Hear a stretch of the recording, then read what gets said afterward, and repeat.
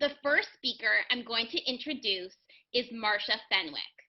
Marsha is not your typical nutritionist. Marsha began her 20-year career in healthcare as a registered respiratory therapist caring for prematurely born children in the neonatal intensive care unit and adult intensive care at Women's College Hospital and other Toronto downtown teaching hospitals. She continued her studies and earned her certifications as a registered nutritional consultant practitioner, certified nutritional practitioner, and registered orthomolecular health practitioner. She is certified in first-line therapy, functional and clinical nutrition, and genetic testing related to nutrition. She has a private nutrition practice in North York where she sees a wide range of clients. Marsha is also working in collaboration with medical practices, Back in Action Health Clinic, and Pinewood Natural Health Center. Marsha will be sharing tips, strategies, and takeaways related to an anti-inflammatory diet. To learn more, you can visit her website at marshafenwicknutrition.com. And thank you, Nicole, for the warm introduction, and thank you all for taking the time out tonight for yourselves. I'm so excited and honored to be presenting with my fellow colleague, Caroline, about the power of nutrition. As a holistic nutritionist and certified cancer coach for over 9 years, and having worked in acute respiratory care for over 20 years, I have seen firsthand that what we eat has a direct impact on our health, well-being, and happiness. Working with clients with a wide variety of health concerns, I feel fortunate to have witnessed significant shifts in their lives and health by educating and empowering others that what we put at the end of our forks and spoons can be the single yet most powerful lifestyle change. I used to be someone who lived off of chocolate bars, chocolate milk, double bubble, coffee, and sugary treats while working in the hospital and doing shift work as a therapist. I started experiencing poor energy and sleep, sugar cravings, and digestive distress by the age of 40. I was so addicted that one day my husband came home and bought me this chocolate bar. Can everyone see? Well, it says, "Oh, Marsha." Well, I am not a believer in restricting foods, but rather in learning how to upgrade your favorite foods without feeling deprived. For those of you who know me, I always have some dark chocolate in my fridge, as well as my homemade treats in my freezer that I will be sharing as a treat with you at the end. There has been so much confusion, misinformation, and nutrition noise over the years from marketing, from the internet, and other misleading sources. However, in these times of pandemic and for our daily lives and well-being, the role of nutrition and supporting our immune system is vital. It's time to connect the dots between what we eat and how we feel. So, what is the connection between nutrition, inflammation, and your health? Research has shown that chronic inflammation is associated with many illnesses and health concerns, such as obesity, type 2 diabetes, heart disease, neurodegenerative health, digestive orders, and some cancers, which are increasing at a dramatic rate. However, there is good news. We know that lifestyle changes, such as exercise, sleep, stress reduction, and nutrition can influence this trajectory. And so what can we do about it? This starts by reframing food as calories to food as fuel and medicine. We already know to reduce or avoid the obvious inflammatory foods such as processed flours, wheat, sugars, and inflammatory oils. Now we must refocus on what we need to add into our diet and how to upgrade our fuel to optimize our health. This is the new paradigm and mindset shift. Okay, so I want to encourage you to build your meals around health as I have been hearing how so many of you have been overeating, overdrinking, and stress eating, and I do get it. So if you don't have a pen and paper ready yet, then go get it now, because I have 10 great tips and takeaways with lots of information. And as always, I have to mention, this is not intended as medical advice, as it needs to be personalized accordingly. Number 1, let's start with focusing on whole, real foods, which means foods that are natural, which come from farms and fields and not from factories. By that, I'm referring to food quality, as these whole, real foods contain nutrients such as fiber, vitamin, minerals, protein, and fat to keep us satisfied, satiated, and energetic. Some examples: a piece of fruit, vegetable, lentils, beans, and protein.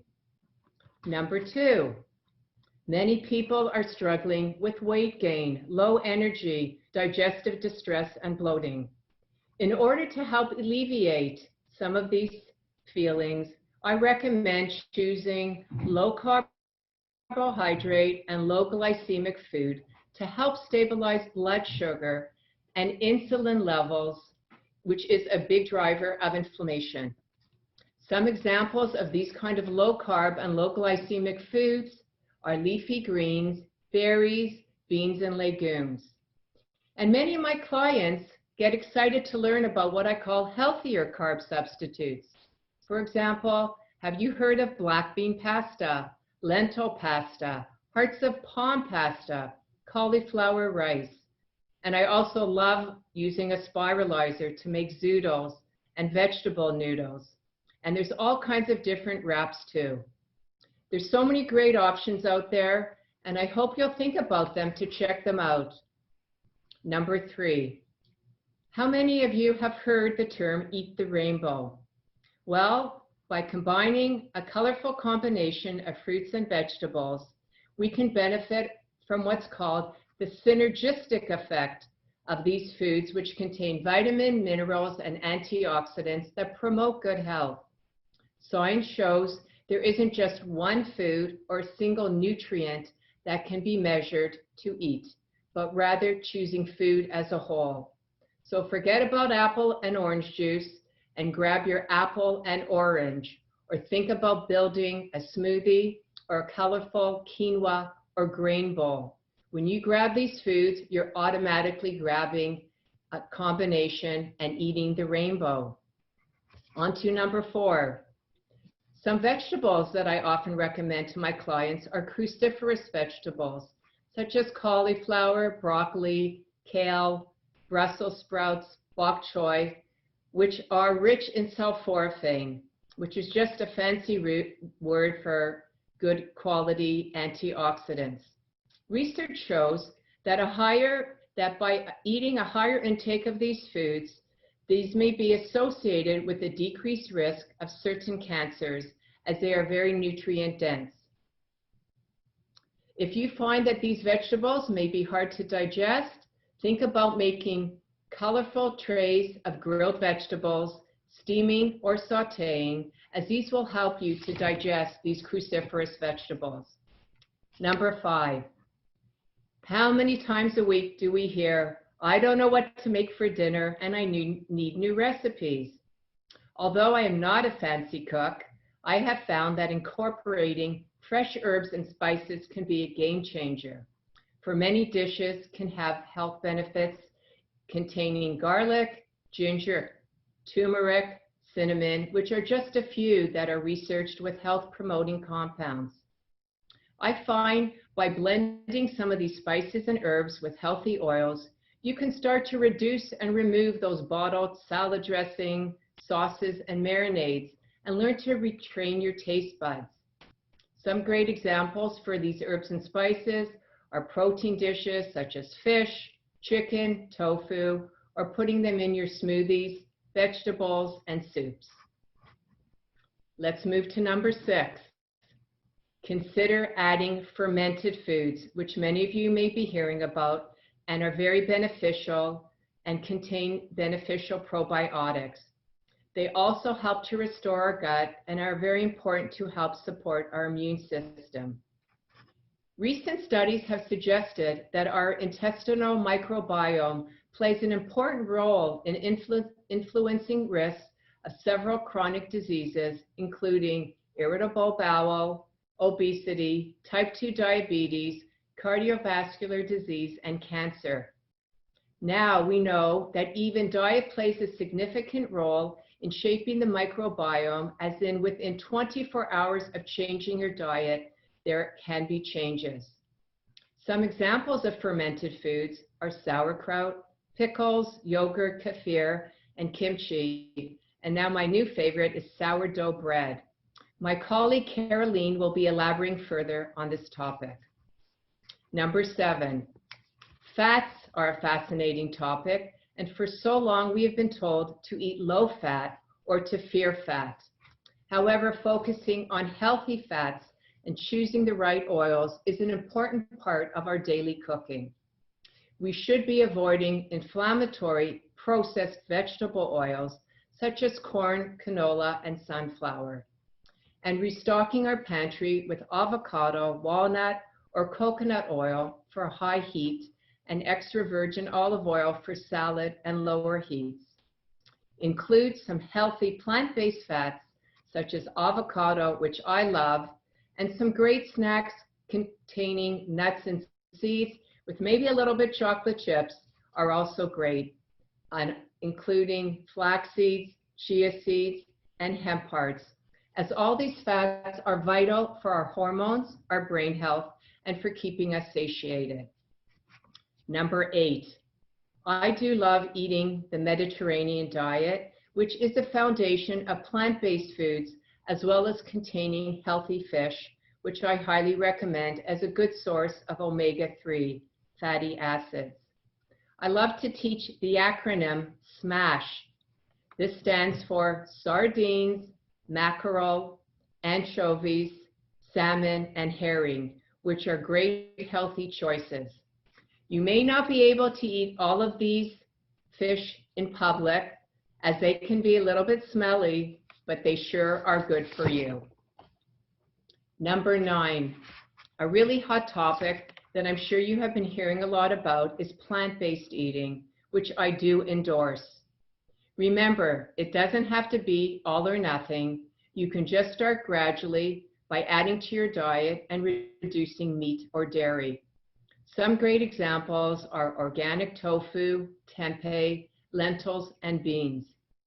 And some of my new go-tos, which many individuals may not know about, are buckwheat, lupini beans, or making a farro salad, which I learned to love after a visit in Italy. With plant-based eating, I do caution to pay attention to reading labels when buying processed plant-based foods, as many of these products may not be what they seem. So as I mentioned before, choose and read labels and aim for whole foods. And number 10, hang in there, guys. It's important to mention that hydration is so often overlooked on a day-to-day basis. Its role is to regulate body temperature, flush out toxins, and assist with our daily bowels. Aside from water, some great suggestions are green tea, white tea, and matcha tea, which contain antioxidants. Herbal teas and vegetable or bone broths are also great ways to hydrate.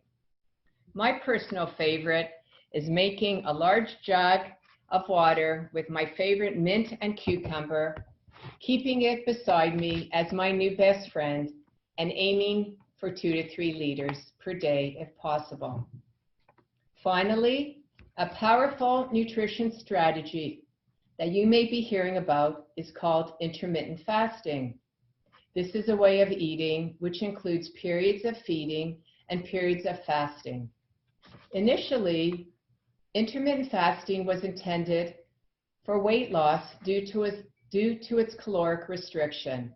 However, there is great research showing improvement in health markers related to reducing inflammation, improving insulin sensitivity, and blood sugar management of type 2 diabetes, as well as ongoing research related to neurodegenerative health and some cancers. There are many different approaches to intermittent fasting, such as time-restricted eating, alternate day fasting, prolonged fasting, and extended fasts. I often recommend to clients to start by avoiding eating after dinner and extending their fast accordingly to the next meal within a 10 to 12-hour window. Really, we just need to stop nushing and snacking a little bit and focusing on proper meals, whether it's 2 or 3. Intermittent fasting does need to be approached carefully and individually with an understanding of what to eat within both windows of feeding and fasting. Intermittent fasting is not for everyone and does need to be discussed with a nutrition or health professional. So, how do we implement and put some of these strategies and recommendation into practice? I believe in a gradual approach. We are all at different stages, ages, and phases of our lives. The key to implementation and improving our health is a personalized nutrition plan. One that you can enjoy, one that you can live with, and one that you can sustain as a lifestyle. Wherever you are in your nutrition journey, it's never too late to make changes. I hope I have inspired you tonight to try one new vegetable, one new type of fish, maybe even sardines, and one meatless Monday, and then see how you feel. Eating healthy doesn't have to be complicated. And please don't wait till next Monday, the next month, and certainly not until after the pandemic is over, rather starting with your next meal. So I want to ask you all a final question before I pass it over to Caroline. If I were sitting here with you 1 year from now, what would have to change for you to be happy with your health, your weight, and your well-being? I am offering a complimentary 20-minute consultation for the first 20 people who email me before midnight tonight to help set you up for success and improved health. Also, feel free to head over to my website and check out some of my favorite sweet recipe treats. Now, what do you have to lose? Thank you, Marsha. That was very educational. So the first question that was submitted is, what is the benefit of a plant-based diet, and how does someone begin to incorporate more plant-based foods into their diet? So maybe, Marsha, you could elaborate on that question. Sure, thank you. Regarding a plant-based diet, it is recommended for many different reasons and mainly many health benefits. There's lots of research that's come out related to reducing, number one, cardiovascular disease, helping to reduce diabetes, as well as even helping with weight management. And a lot of the reason behind plant-based eating is the value of what is in it. So as I had mentioned, containing whole food, plant-based foods contain vitamins, minerals, antioxidants, and specifically fiber. So these are the compounds within these foods that provide the health benefits to so many different health concerns. So there is a lot of science behind it, and there is a lot of merit for overall health and for many different areas. Regarding implementation, again, it's a great question, and as I mentioned, we want to focus on choosing whole food, plant-based foods, being really careful. I know there's a lot of burgers out there and processed plant-based foods, so I really like to bring that to everyone's attention because I see that as an area of confusion. But if you want to introduce it in a whole foods way, again, introducing, for example, in your breakfast, adding in some vegetables, if you're having, a smoothie or an omelet. So more vegetables, again, a little bit more fruit. You don't have to do all or nothing. So in other words, if you are eating a little bit of meat or you are eating some dairy, again, you can start reducing those areas and just adding in some more of vegetables or fruits, or again, looking for different meal options such as chilies or tofu stir fry. So it's really, where you're at, what you're looking to do. Start, you can start reducing in one area and start learning to introduce some of the new plant-based foods. Perfect. So the next question is, I had a hysterectomy at 51 and went into menopause right away. Since then, I feel like my body has betrayed me and I can't get back on track. Is there anything you could suggest that would be a good jumpstart to help me? Sure. Thanks, Nicole. So that's a great question, and I really commend the individual for sharing that, because menopause does bring many changes and challenges, and again, having been through it myself and working with many individuals. So really, there's many different approaches. Number one, as a holistic nutritionist, before even looking at nutrition and your food, looking at understanding your gut health, as Caroline had been referring to. So gut health is important when it comes to menopause, because again, hormones and neurotransmitters, again, are made in our gut. So we need to look at gut health.